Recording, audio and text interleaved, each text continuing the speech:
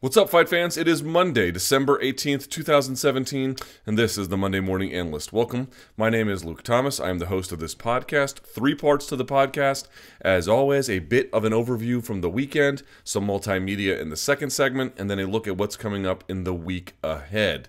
Now, there was a Bellator event over the weekend, but it was, if a Bellator event happens in Europe and it's not on a live TV, does anybody know? It's like, I can't believe, I don't know what they're doing over there, but that's a different discussion for a different time. The main event to focus on for this weekend, UFC Winnipeg, UFC on Fox 26. So let's get to that now. UFC on Fox 26 or UFC Fight Night, Lawler versus Dos Anjos, or UFC on Fox, Lawler Dos Anjos, whatever you want to call it.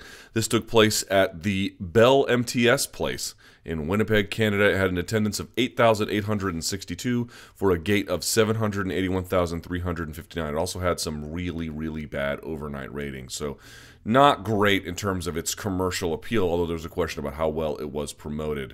In the main event, which we're going to get to in just a second, I just want to sort of note here, I want to keep this podcast as brief as possible and as non-redundant as possible. So here's what I'm going to do. I did a post-fight show on my personal YouTube channel after UFC Winnipeg. I'm going to put that right up here so you can see that. You can check that out. I go through the full breadth of the card there. So if you want some more, I don't know if I'm going to intricate detail, but longer form discussion specific to this event, we'll go into it there. For today's purposes, just going to really look at the main card and maybe some highlights from the prelim card thereafter. So let us get going. Rafael dos Anjos taking on Robbie Lawler. He wins 50-45 on all 3 judges' scorecards. Now, I have to say something kind of curious, not merely specific to this fight, although this fight also exhibited this quality. And I don't know exactly what the issue is. I will admit to some confusion on this one. I would say something. Whenever somebody loses, especially if they're a fan favorite, if they were not decisively finished, so let's say brutally KO'd or, no doubt about it, submitted in some kind of way, like no controversy, then if there is any notion that someone in that fight was injured, real or perceived, whether the fight was stopped to address it or not, I get emails constantly about the fight being decided by some kind of injury. And it's not that they're not factors, and maybe there is something to be said for MMA media not really paying enough attention to them. I'd have to see a better case made. I'm not here to deny that it's true.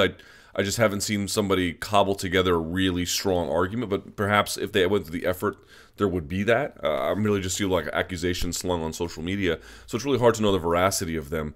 But it appears that there's a divide between media and fans on this one. Now, everyone thinks that RDA looked pretty great and has had a great 2017. You'll note coming into the UFC welterweight division this year after losing 2 in 2016, he beats Tarek Saffiedine, the former Strikeforce welterweight champ.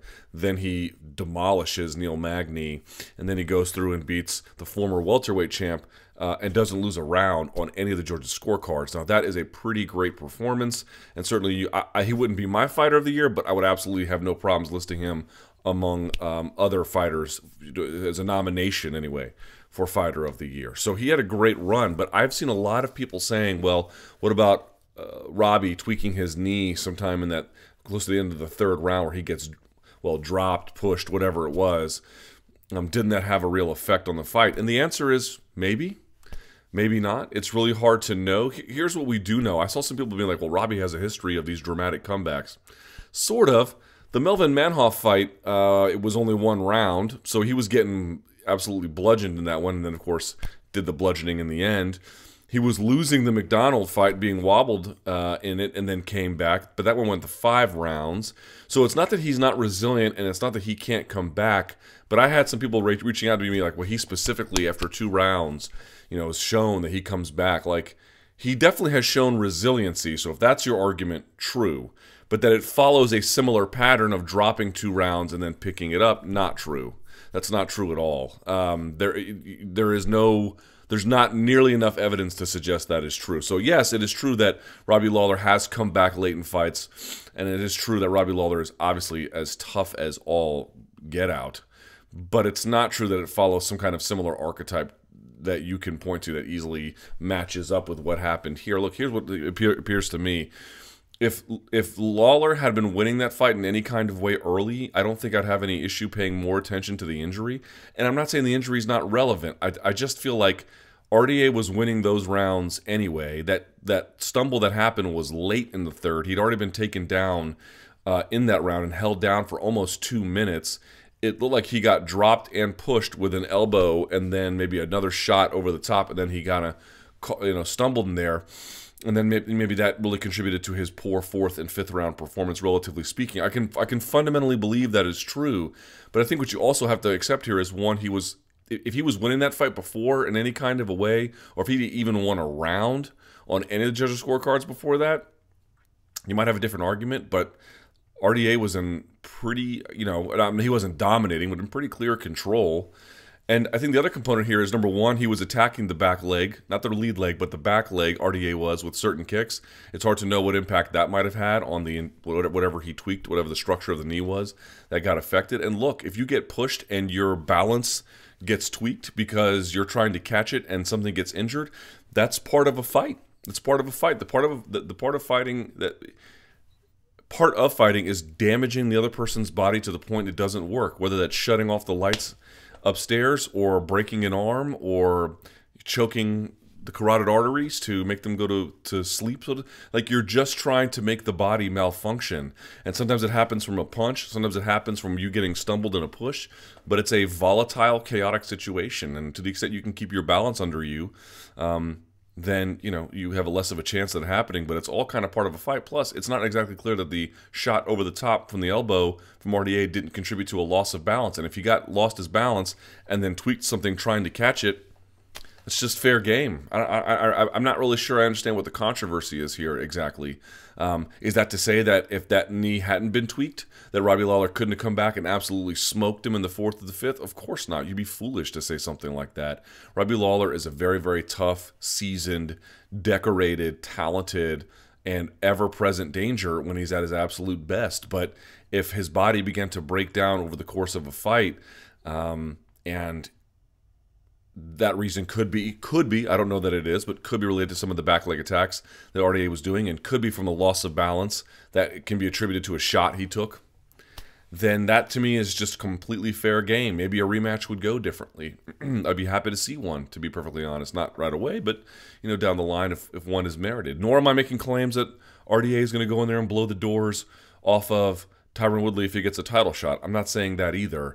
But I'm having a little bit of difficulty understanding how everyone thinks the fight would have been totally different if that alleged knee injury had never happened. Maybe that's true. It's possible. I certainly can't rule that out, but I wouldn't really rule that too far in either. As for the fight itself, it was a lot of clinch fighting against the fence. RDA doing a really good job, never letting himself get double underhooked. Always had one underhook on one side. Really good job of creating space, going to the body when he needed to. I will say I went back and I watched that 23-second flurry at the end of the second round that RDA had.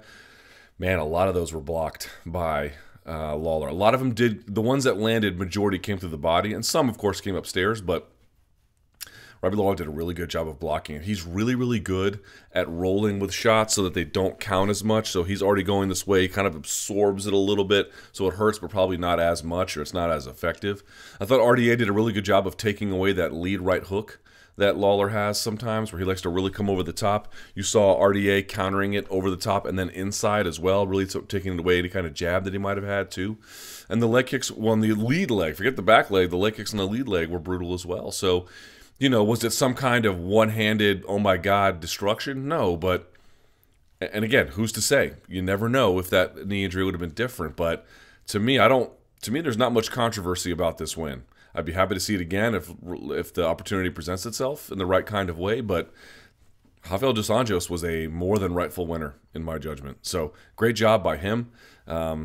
Outstanding performance. And again, if you want some additional thoughts, check out the post-fight show that I did. Josh Emmett coming in at 148.5, defeating Ricardo Lamas at 433 of the very first round. We'll take a look at this in the second segment, but just want to say in defense of Josh Emmett, of course, if you miss weight, he was penalized 30%. It went to his opponent.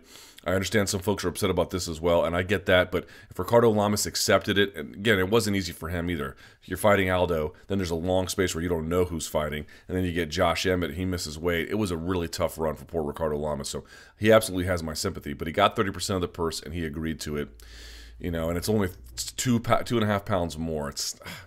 It's not that it's okay, but it's not the end of the world. But again, if Emmett does it again, that'd be a big problem. But Emmett's saying he's never missed weight in his life. This is the first time ever. He only took the fight on 3 weeks' notice. So I have a little bit of forgiveness for him, a one-time forgiveness, but I have some forgiveness for him in this context, and what a win, which we'll look at here in the second segment.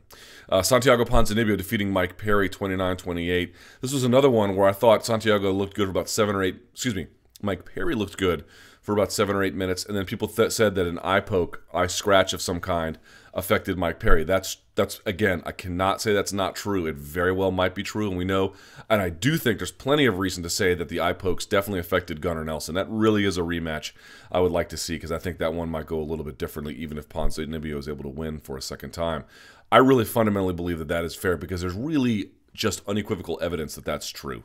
The eye pokes were so deep and so frequent in that contest, it just seems irrational to deny the impact they had. And I'm not denying the impact that they could have had on this one. All that is to say there are other ways to explain Perry's drop-off, including Mike Perry, by his own admission after the contest, admitting that his cardio really wasn't up to snuff. It looked to me early that Mike Perry's power really kind of shook Ponzinibbio. Ponzinibbio doing a lot of L-stepping, a lot of pendulum stepping on the outside, really sort of going side to side, showing a lot of movement, not trying to be there. And he was a little too concerned, so you could see certain rushes, even linear rushes, that Mike Perry was able to make and catch him. So he had to really make some adjustments for that in the end. But Ponzinibbio over time really getting his jab going, showing better cardio, mixing it up, getting the takedown when he needed to, sort of smart decision-making in this one. So, again, like the injury with Robbie Lawler, did the eye poke make a difference? I'd have to ask Mike Perry. It very well might have. I certainly can't say that. And that fight was close enough. You know, the Dos Anjos-Lawler fight, wouldn't call it a blowout, but fairly decisive.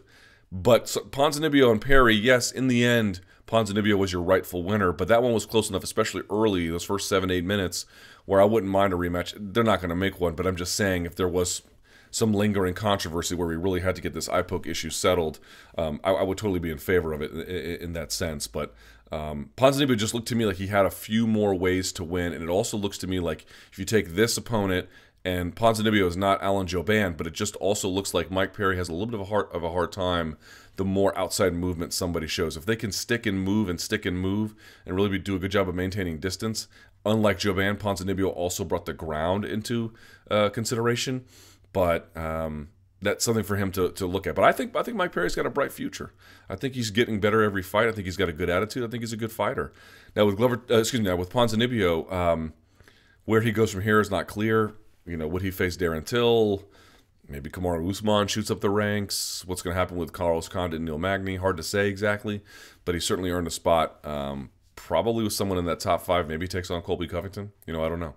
Going to be interesting to see how that one plays out. But a solid win for Santiago Ponzinibbio.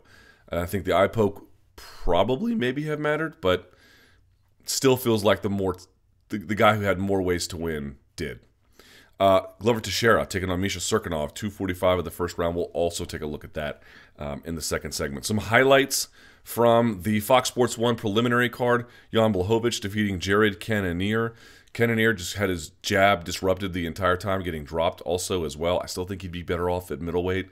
Something to look for there. But Jan Blachowicz did a much better job with his jab than I ever thought he would. Not merely with sticking to it when he needed to, but the timing and the rhythm of it, always getting on that half step if he could. Very, very good job by Jan Blachowicz. Julian Marquez defeating Darren Stewart via guillotine choke. UFC hit a home run here. They promoted Dana White Tuesday Night Contender Series. They promoted Julian Marquez. He goes out and has an exciting fight and then gets a finish and then challenges Tyron Woodley to a beard off.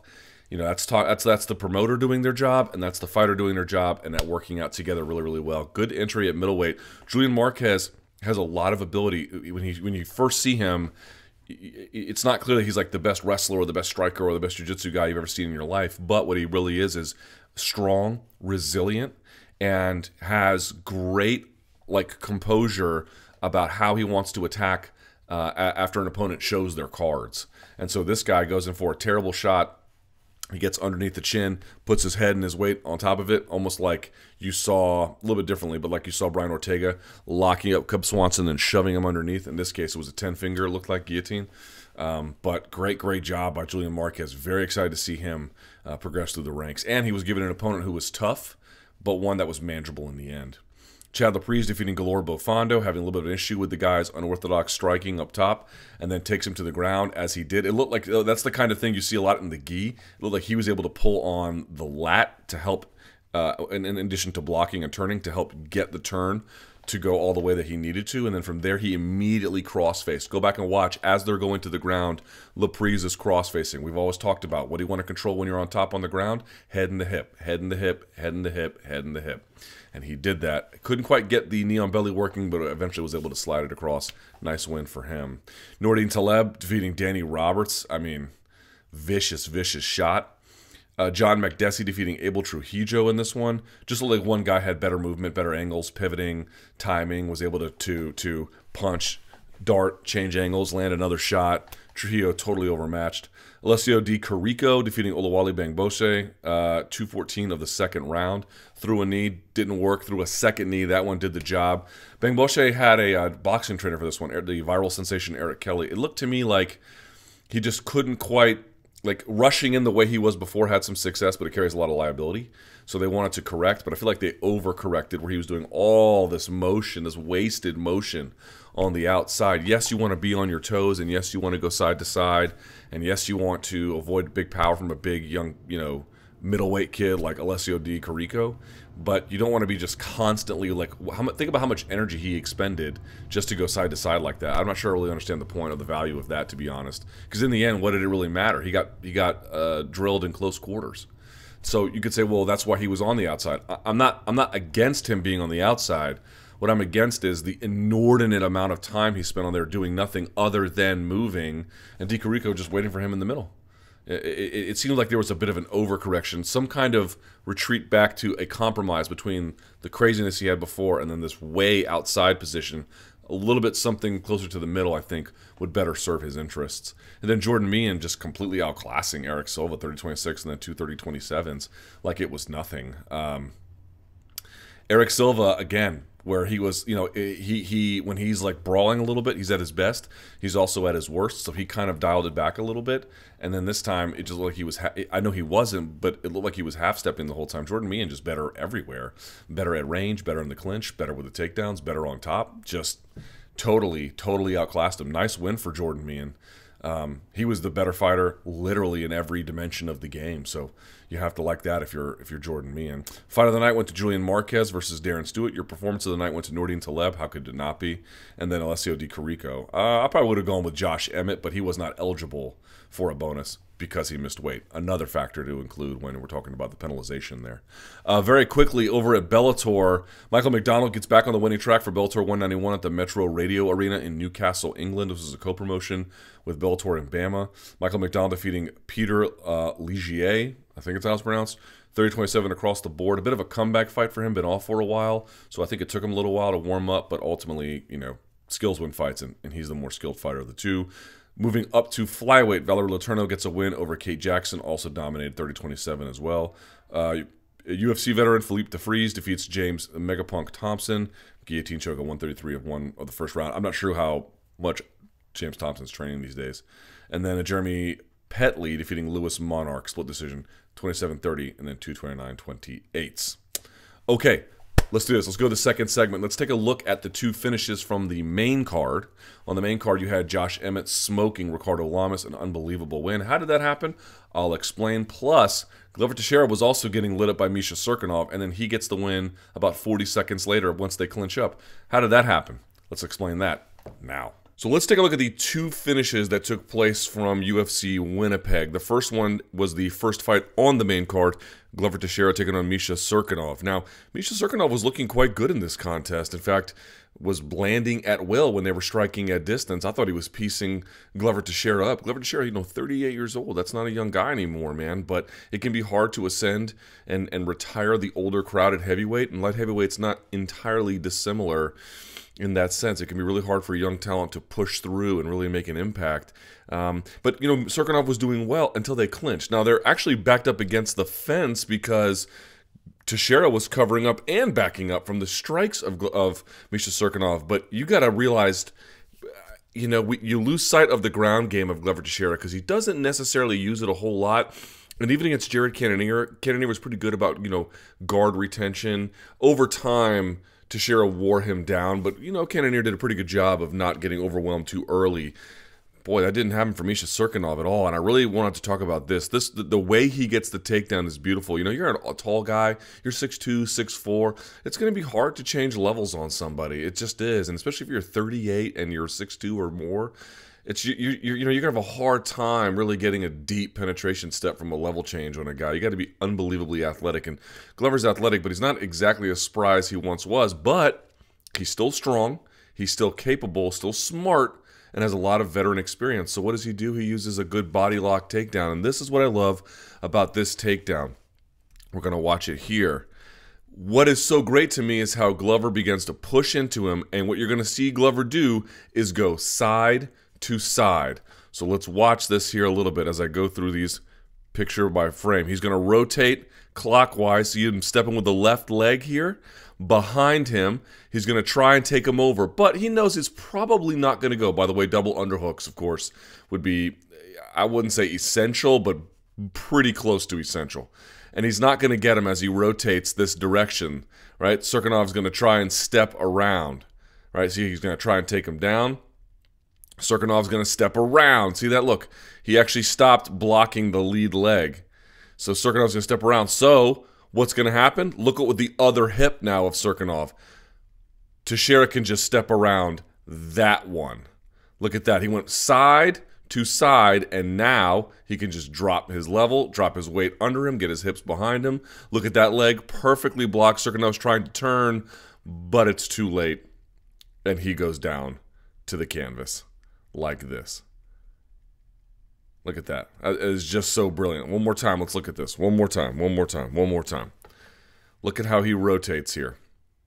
And he's always sagging his weight in the right direction, too. He's just going side to side on the guy. So remember, Teixeira started off into the fence. Right, this is where he was. So let's go back. He's going to rotate around, right? He's going to rotate around, try and block, turning, can't quite get it, can't quite get it. Right? So he tries it. Nope, nope, nope. So then he goes to the other side, knowing that that hip is now exposed and his balance is off. Right? Because look at the balance of Cirkunov. In order to avoid this portion of the takedown, in order to avoid that, he has to step out and around and lean. And now Teixeira switches sides with his head. Look at his head. He goes from this side to this side, really pressures him, steps out and around. It gets a much better blocking opportunity. Before Cirkunov can re-hook here with that right arm, he just takes him backwards. Boom. And he takes him over and down. All right, so once he gets on the ground, and we've talked about this a number of times, side to side, guard passing. If you can't pass to the left, pass to the right, right behind it. If that doesn't work, go left, right, left. If that doesn't work, go right, left, right. If that doesn't work, go right, left, right, left, right, left. Just keep going side to side if you can, because it's hard to maintain all the defensive responsibilities and your balance and your coordination and your block, whatever mechanisms you're using to block, whether it's a frame, whether it's an underhook, whether it's whatever you're doing. When someone goes side to side on you, it's just hard to maintain that when they're doing that. They're doing it correctly. Always go side to side on guard passing, side to side on body lock takedowns. Just textbook stuff from Glover Teixeira. So now they hit the ground at about 3:01. I want to pay attention to this. Here you see a whizzer, and he gets to his base right here. But look at Teixeira. He's going to lean into that whizzer. You see that? A whizzer is an overhook of an underhook. So you see Teixeira has the underhook. In this case, Cirkunov has the whizzer. But if you can drive into that whizzer, especially when he's leaning on his own head, Cirkunov is, then Teixeira can just get up and it's going to look at that. He forces the release of that whizzer. That whizzer is supposed to exist. One, it can help you, block the takedown from getting your hips turned all the way over.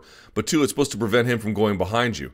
But here, it's just too high. If you can pressure up into the whizzer itself, if someone doesn't have a stable structure underneath, and you can tell Cirkunov doesn't, he's sort of laying on his shoulder and face. If you can drive into that whizzer, then it doesn't really do the job it's supposed to. He releases, and now you're in big trouble, right? So here he is now in turtle, covering one side of the hip. So what's he going to do? He's going to immediately look to set up the back here. So he's got, it looks like the right arm of Teixeira is going to go over. I'm going to just try not to mind the thing here from QuickTime. This is going to go over the top here. This one's going to come under. That means this one is going to be close to the chest, and this one's going to be grabbing that hand or otherwise hand fighting, right? So let's go through this here. What's he going to do? He's going to drive that. He's going to step to the outside, right, where you can't just sink it in. But maybe you can step to the outside of it and then use it as a blocking mechanism, right? And then once you do that, see that? The hook is not in. But if I can put the hook where it needs to be, such that when I take you off of your base, I can easily then slide the hook in like that. Like that. You see that? And he doesn't need the full body control here with both hooks, which he's not going to get anyway. He's not going to be able to get it, right? So here they are like that. How's he going to get to the second part that he needs? Well, this is how he's going to do it. Let's take a look. Okay, so Teixeira is going to, let's see. He's going to punch him here. He's going to punch him here. Cirkunov's going to try and roll, but as he rolls, look what he does. He opens up. Teixeira covers the armpit, make sure he doesn't lose control, covers the lat, and just brings the leg around. Misses on the first try, but watch, he'll probably pull him back. Yep. Slides it out as he brings it in, and there it is. Now he's got it. In other words, before, when he was all covered up, right? Let's see here. Let's go back. Before, when he's out here, all the way back. All right, he's locked up here. He can't quite reach over here. He doesn't quite have the leg flexibility to bring that in there. But as he turns and opens, then he gives it to him. Almost. As you can see, he'll come up here in just a second. Boom, like that. So now it's in. So now what's he going to do? All right, let's take a look. All right, so Teixeira is trying to lock up this choke, so he pulls his hand out and comes around and tries to get it, and he can't quite get it. He goes gable grip, palm to palm, and it looks tight, but he can't really get it. So here's what I mean. That's tight, and he's got his feet crossed, which is no big deal. I mean, people say don't cross your feet, and you shouldn't, but in this case, it's probably fine. You can see that's a tight choke, but it's not really quite under the chin. You know what I mean? It's not exactly there. It's just, maybe he could bow him out like shoe face style and get it, but, you know, Cirkunov's a tough guy too, so it's just not going to be what he needs to do to really complete it. So here's what really does it, and you can see Cirkunov here is kind of hand fighting with this one hand, and that kind of helps him out here. But this is really why it doesn't work. He ultimately lets it go, but I just want to show this. Cirkunov drops his hand and is punching, and as he's punching, you can see Teixeira tries to slide it in behind the head like that. But that's not going to work really either, because you can see he's on top of the head and not under the chin. It's just not enough. But he rolls him to that side so that he can open up. Why does he roll to this side? Because it's going to allow Teixeira to get to an elbow first, like that, so he can come up on top while controlling the head and just rotating the hips on top. It gives him control of the head and the hips. It gives him the first opportunity to get up, and it lets him get his elbow underneath him to come up here and do this. And this really, of course, is the beginning of the end. This is when the whole show begins to get closed. You can see that Cirkunov is going to try and bridge here, and he's got this underhook. He's going to try and bring him up and forward and get underneath and turn, which he does. Let me close that off. He turns just like so. But Teixeira then puts the other hook in. And now, look with his left hand, look at the left hand of Teixeira. He's going to reach in with that left hand, and he's going to grab the left same side wrist. Cirkunov is going for 2-on-1. Can't quite get it because Teixeira juts it out. He drives his weight forward, which allows him to get his hips down, grab the wrist of Cirkunov, and then just proceeds to unload on him here. Boom. And that's how the show got closed. No need to show the rest of it, but you get the idea. Just super veteran savvy. Look how long that took. They were locked up at 3:05, so about 40 seconds. About 40 seconds from clinch to the fight being over. 40 seconds. That's how good Glover Teixeira is on the ground when he really when he can show what he's really capable of. And you could see Teixeira driving his hips down, forcing the other hips down of Misha Cirkunov. This is just great stuff from Glover Teixeira. Loved how he changed directions on the body lock. Love how he waited for the opportunity to put the other hook in. Love how he took the choke to the side he needed to put his elbow down, which allowed him to get up first, get his hips over while he cupped and controlled the head. And then from there, drove his hips down, used that to get cross side, same side wrist control, and then pounded him out on top. He actually wound up switching hands after a point, but if you've got them completely collapsed into your hip power, that's the end of that. So great job there from Glover Teixeira. And here we have Ricardo Lamas and Josh Emmett. Now, this one is a little, a lot of times I talk about, like, if someone gets finished in some kind of way, there's usually a bit of an autopsy that you can do. Like, what were the conditions that not only caused the specific finish in question, but did you see anything leading up to that at any point during the fight or the, preceding rounds that gave an indication that this was going to happen? And you get a little bit of that here, but I want to discuss the finish first.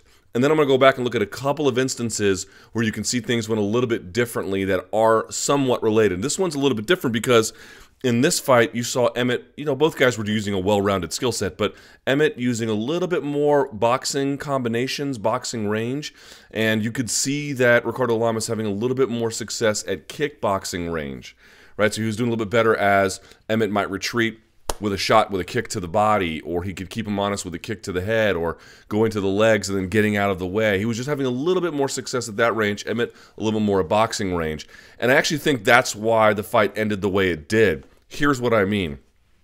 It reminded me of Sam Stout versus Ross Pearson, but that was a little bit different because Pearson went to the body while Stout went to the head, and then they just switched.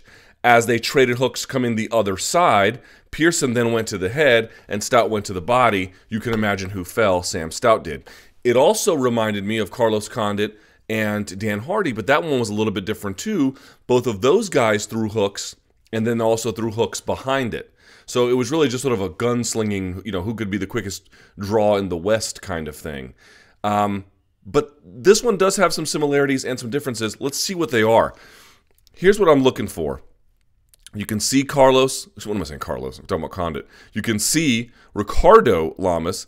He's gearing up to step out for a kick, right? He doesn't really go outside of his stance. He kind of comes actually inward a little bit, and he gets off his head off the center line. Actually does a good job here, and he goes to the leg. Now, if I just looked at this and I told you that if you didn't know anything about these two guys and you didn't know anything about anything other than what you saw here, and if someone told you one of these guys is going to shut the lights out on the other guy, you would have to pick Josh Emmett. And the reason why is because as follows. If we're going to trade, part of this is going to be a function of speed. And if it's a function of speed, then it's going to be a function of balance, stance, and distance. In other words, look at Ricardo Lamas.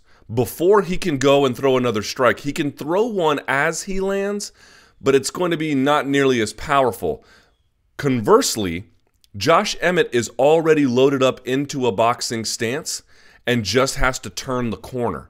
He is leaning heavy on that left leg. All he has to do is turn his hips over and bring that left hand around the corner, right? He's got a much shorter distance to travel. His stance is literally already underneath him.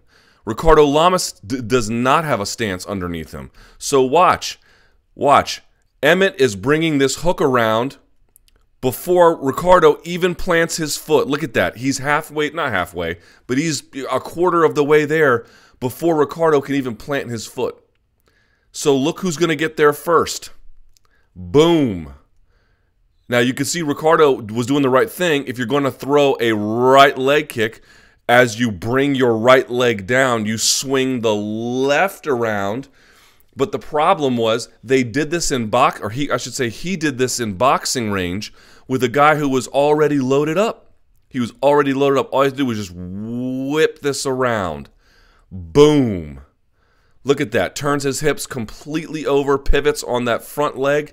Bro, and Ricardo Lamas never saw it coming. This is basically a simple function of physics or, biomechanics. One guy already had a stance. The other guy had to then establish a stance to then throw the hook he wanted. There are some punches you can throw as the foot lands. that would help you. But even then, I don't think you're going to win the power contest with Josh Emmett. Already loaded up. One more time, look at this. One more time. It's kind of a simple thing if you really think about it. Sometimes these guys are like, you know, Lomachenko and Max Holloway, they're doing really incredible stuff. And not to say that these guys aren't capable of some incredible stuff, but this one is just a little simpler. Emmett steps in a little bit as Lamas steps in. So now you have kickboxing range if you want to land this and then get out of the way. You know, roll underneath, you know, put your feet under you and pivot out, right? But he doesn't. He just stays in the pocket. Who's got shorter distance to travel? Boom. Look at this. Emmett's already on his way. Pow. I mean, that's just how it goes. You're going to trade with a guy at boxing range in a boxing stance. You're bringing your leg up. It's going to take you time to bring your leg down, and it's going to take you time to, in this case, whip that left hook around. You can see the hand. The hand is not even up by his face. The hand is down by his waist. So he's got to bring that all the way up. It's just too much time, and it's too much distance. Emmett was already just spring-loaded. All he had to do was just uncork, and that's exactly what he did. Now, the question is, why didn't we see anything like this earlier in the fight? It's because Lamas actually was in some moments where Emmett was, you know, Emmett crosses first with the right miss, right? Go back and look here. Emmett crosses, he crosses with the right. And good job by Lamas getting his head off the center line. You actually see something like this a little bit earlier in the fight. Let's take a look at that now. Now, this is a very different setup. You're going to say, hey, Luke, Ricardo Lamas didn't throw a kick here. Exactly. He had his stance under him, although he has a much wider stance than Emmett. And he threw a shot that allowed him to get out of the way. You know, they were talking about check hooks, Josh Emmett was, after the fight. It's actually Ricardo Lamas throws a bit of a check hook here. Watch this. He bounces back and kind of just check hooks as Emmett steps forward, and that jams the punch, the right hand of Emmett. Emmett, in other words, threw almost the same punch, but look at Lamas this time. He check hooks and then gets out of the way. He's not there for a left hand. So a very similar approach by Josh Emmett, waiting for it, hand comes over. Look at just Josh Emmett. He gets jammed, but he's throwing the right. He doesn't really throw the left. It's actually a check hook from Ricardo Lamas that helps him be completely out of the way, and then it is Emmett who has to pivot on that front and drive the back leg around. Let's go to the second opportunity where this thing looks somewhat kind of similar. Here's another one. Again, there are many differences, but just want to show here. In the last one, we were showing a similar punch from Josh Emmett. In this one, it's a similar attack from Ricardo Lamas. He's going to go that outside leg kick. He's going to sort of step in. He's going to drop that left, right? And then he's going to just dive into this. But he's got Josh Emmett going backwards the whole time, right? So what does he do? He kind of steps. He throws the hand up. Emmett kind of steps down. He changes his stance basically and comes around and throws. But the whole time he gets Emmett to go backwards, right? Look at him. He just kind of stutter steps in, brings the left leg back, takes the left step out, and then throws. But whatever he's doing here, it got Emmett to, look at Emmett, down and back. Didn't know what to expect, kind of gets out of the way. The other time, later in the fight, he'll step forward. There's one more exchange we got to take a look at. And again, this is not so similar either, but this is similar enough. So this time we're going to watch Lamas, who's going to flash his hands, step in with the jab. Emmett kind of slips. What does he do? Throws the right, which is a little bit too close. You can see he missed on this, but what does he do? He's going to whip around the left. Boom, that one lands. And if Lamas is still in range, hey, might as well throw another one behind it. So this is my point. In boxing range, Josh Emmett really good about finishing combinations strong, not throwing, not even two shots. In this case, he would throw one. He would timing it, slipping it, recognizing the opportunity, throwing it, staying his ground, not backing up, right? Coming around with the left, and then in this case, trying to finish with the right and not there. These are not identical. It's not like a lot of times where you can watch a similar scenario play out over and over and over and over again. That's not how this fight works. It's just that enough of these pieces get shown where you can see they were doing things a little bit differently, in fact, to not make it apparent. You had Ricardo Lamas getting out of the way of the right hand with the check hook. You had Josh Emmett backing out initially as Ricardo Lamas flashes the left, steps in, and then throws the right leg kick. But by the end, when the fight comes around, or I should say when the last combo comes around, it looked a little bit different, didn't it? It looked a little something like this. Here's Lamas getting backed up. He's going to flash, right? But look at his step. This time, he actually does the same thing. He kind of stutter steps in, throws across, gets out of the way. But this time, Emmett is still there. He didn't back out. He actually threw the cross to counter it. And so what's going to happen is whoever can, essentially get to a position to throw a follow-up shot first, as we've discussed, Emmett's already there. Boom. Ricardo Lamas can't even get his hand around his hip before. His hand is still behind his back before he can even get around. Nice win by Josh Emmett. Not a lot of pieces in this one that show, other than Emmett making some adjustments off that leg kick, stepping in this time off of Ricardo Lamas' forward pressure from being countered, or I should say from being backed up. He comes in this time. He stepped to the outside, threw the right hand, stayed in the place, and then just unloaded with that left hand. Nice work from Josh Emmett. And last but not least, let's take a look at what's coming up in the week ahead. The answer is not much. I'm sure there'll be some regional MMA, and if there is, we'll take a look at it. I think we have one on these. I think we're doing Monday Morning Analyst on Monday on Christmas. That's the kind of grind I'm on, I think. I'm not sure. If I don't have to, I probably won't make one, if I'm just being honest. But nevertheless, be on the lookout for that if there is one. And if you have any questions about something you want to see or any suggestions, email me, lukethomasnews@gmail.com. But there is no more Bellator this year. There's one more UFC event. Of course, that's not until the 30th. So we'll see what happens next week. Just stay tuned. But to everyone who has watched this year, thank you so much. I really appreciate it. Merry Christmas. Happy holidays to everybody out there. You guys are the best. Like this video. Subscribe to MMA Fighting below. And I guess until next time, enjoy the fights.